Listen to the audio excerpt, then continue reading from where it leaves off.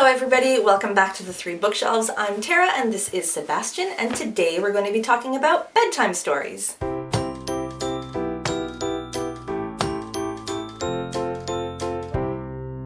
Routines are so important for babies and toddlers because they feel more secure and comfortable when they know what to expect. And bedtime routines are especially important, not only because that familiarity is soothing, but because the sequence of events in a bedtime routine are a great cue to your child that it's time to go to sleep. Bedtime routines will vary from family to family and child to child, but I think that bedtime stories are a great staple and should be a part of every bedtime routine. Cuddling together in a quiet, dim room and reading a bedtime story in a soft, soothing voice is the perfect way to help your child wind down and transition from playtime, dinner time, bath time, whatever, to bedtime. So what makes a good bedtime story? First of all, books that are short to medium in length, so you can whip through one real fast if your baby's fussy or if your toddler is overtired and needs to get to bed ASAP. But if you want your bedtime routine to be a little longer, you can stack them and read 3 or 4 at a time. Secondly, books that are calm and relaxed as opposed to energetic and raucous, which seems like a no-brainer, but I have seen more than one bedtime story that seem really counterproductive to winding down at the end of the day. And lastly, books that rhyme. The predictability and rhythm of rhymes can be very comforting and soothing to babies and toddlers, and comforting and soothing is exactly what you want right before bedtime. As you can see, we have a whole shelf of bedtime stories, but today I'm going to be sharing 5 of our favorites with you. First up is Sleepy Toes by Kelli, McNeil and Cori Doerrfeld. This book asks if your little one's toes, tummy, eyes, and other body parts are getting sleepy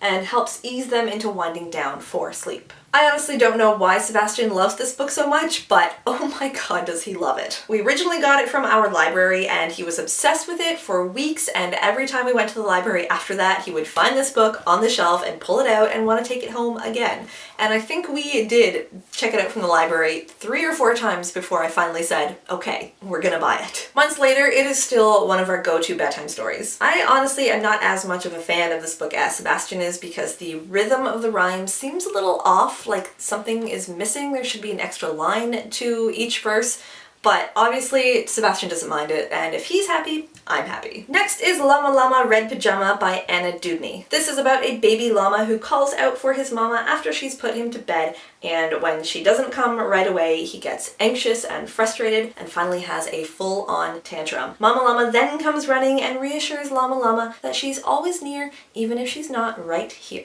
This book is extremely relatable to both kids and parents because what child hasn't cried at least once after mommy and daddy said goodnight and left the room? I especially love the reassurance at the end of this book. It is a great message for toddlers and kids who are scared to be alone and who might worry that mommy and daddy are gone forever when they leave the room. And the rhyming scheme for this book is perfect. The rhythm flows effortlessly and just sounds wonderful. And next up is Little Quack's Bedtime by Thompson and Derek Anderson. This book is about 5 little ducklings who keep seeing and hearing scary things in the dark, but Mama Duck reassures them that it's just fireflies or an owl or a tree, and one by one they fall asleep. Again, this is a great message for little ones who get anxious or scared in the dark. It shows them that all those strange noises and shadows are okay, they're perfectly normal and perfectly harmless. I especially love that Mama Duck actually looks at and listens to the things that are scaring the ducklings and explains what they are, instead of just blindly promising that everything's okay. It's so important to listen to your kids and to take their concerns seriously, and I love that this book demonstrates just that. My one gripe is that the black text on a pretty dark background is kind of hard to read, especially when you're in a dim room and your toddler is jostling the book around, but then again, I memorized this book after the first dozen times we read it, so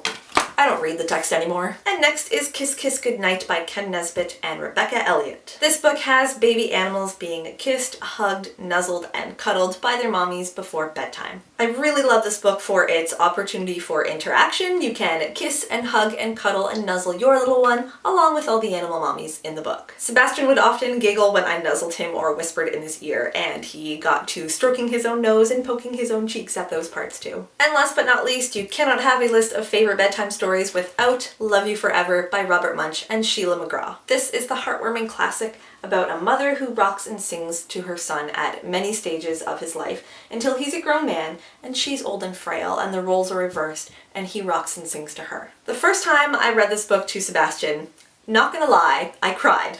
I cried a lot. I still sometimes tear up when we read this and it's been like a year. This story does not rhyme, but the repetition of every other page still provides that rhythm that babies and toddlers love so much. And of course there is the song on every other page. Sebastian's favorite books are ones that can be sung, so this is a frequent pick on our bedtime story rotation. So those are some of our favorite bedtime stories. Let me know down below what bedtime stories you like to read with your little ones, because we are always looking to add to our bedtime story shelf. Thank you so much for watching, everybody. I hope you enjoyed this episode of our Bookish Baby series, and if you did, please give the video a like and subscribe to my channel for more. I will be posting Bookish Baby videos on the third Monday of every month. And until next time, everybody, happy reading and sweet dreams. Bye-bye.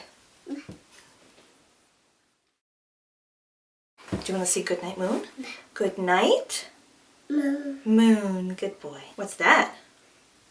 Poo. It's bears. It's not poo. Moon. What's that? Poo. No, it's not poo.